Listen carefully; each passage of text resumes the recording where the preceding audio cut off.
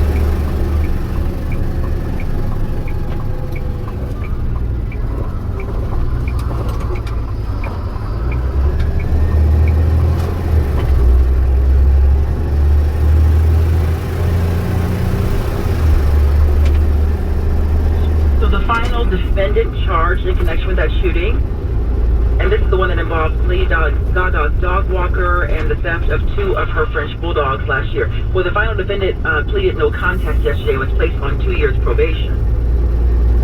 Yeah, this is the woman who showed up with the dogs, saying, "Oh, I found these dogs. Where's my reward?" And they figured out very.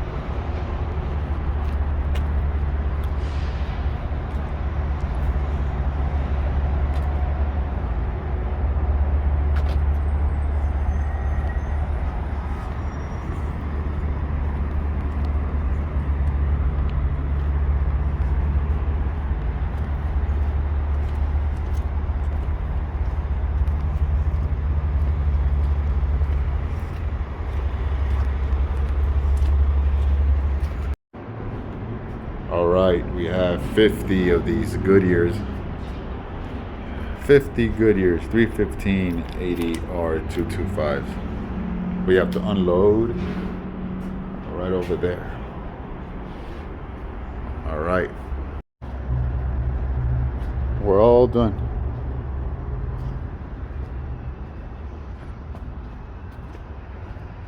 Now we have to put these over there.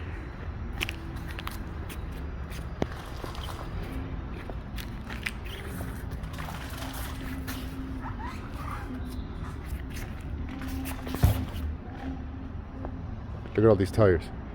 Semi-truck tires for the beautiful city of Los Angeles. And these are Goodyears.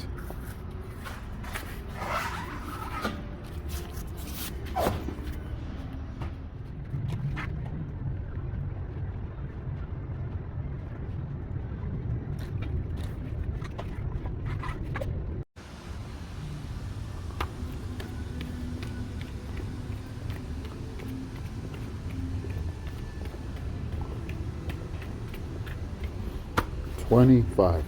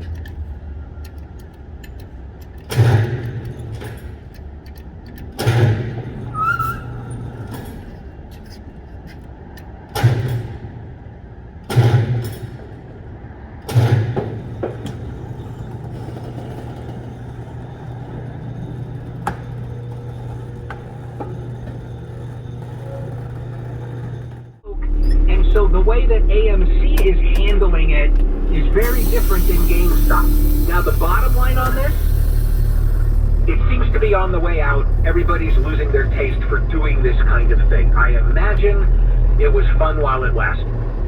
Notwithstanding that some of these guys in this Reddit, in this subreddit, lost a lot of money. Let's get some news from Layla Muhammad, and then, oh, Layla, I don't know if you date or not. I'm asking only because the next topic, the 10 dating trends that everybody hopes will go away next year. I'm actually going to participate in this one with you. Oh, fantastic. Because I dealt with it, and there is a reason why. Oh, maybe it's one or more of the 10 Probably all of them. And I'm looking forward to talking with you about this. All right, great. It's KFI AM 640 live everywhere on the iHeartRadio app. Here's Layla, and she's live from the KFI 24-hour newsroom. Slightly more Americans filed for unemployment benefits last week. The Labor Department reporting today that applications for jobless claims for the week ending December 17th is up to 216,000. That's up from 214,000 the previous week.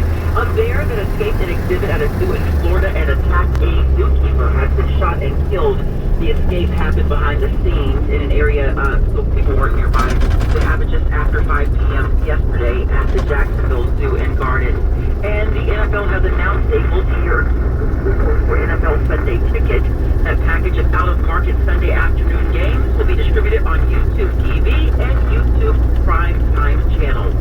We do have partly cloudy skies today, highs in the upper 60s along the coast, upper 60s to low 70s inland. This report brought to you by ChooseMass.org from the Southern California Toyota Dealer Traffic Center. We're getting another look at the 105 to LAX. You guys are really going to pay attention to people trying to get to LAX this morning, that's for sure. And it's still okay, although there was...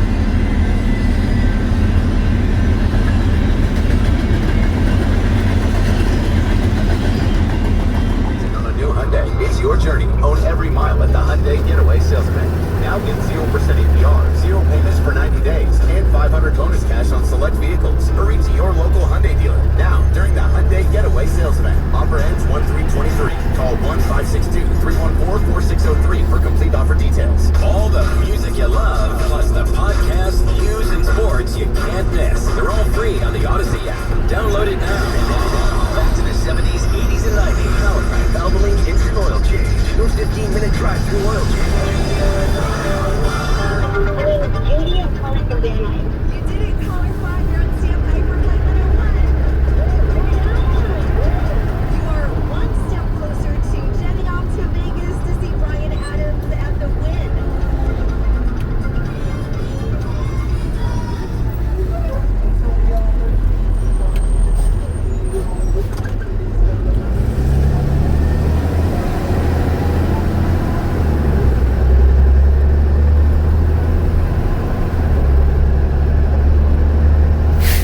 Reminder that he is a leader of a country that is at war. It's a U.S. clothing company that makes the signature olive green fleece sweaters. It's an M-Tax sweater.